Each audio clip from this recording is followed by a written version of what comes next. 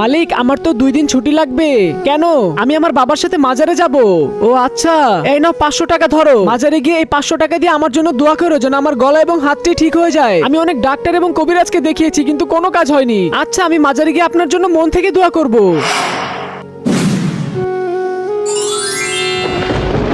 যে ছেলের কাছে তুই আল্লাহর নামে 100 টাকা খরচ করার জন্য দিয়েছিলি সেই টাকা আল্লাহ তাআলা কবুল করে নিয়েছে। হ্যাঁ, 100 টাকা, কিন্তু বাকি 400 টাকা কি করলো? মনে হয় চুরি করে ফেলেছে। 2 ঘন্টা পর। মালিক আমি তো চলে এসেছি। বন্ধুরা, তুমি যদি আল্লাহ তাআলাকে ভালোবাসো তাহলে ভিডিওতে লাইক করে চ্যানেলটিকে সাবস্ক্রাইব করে দাও।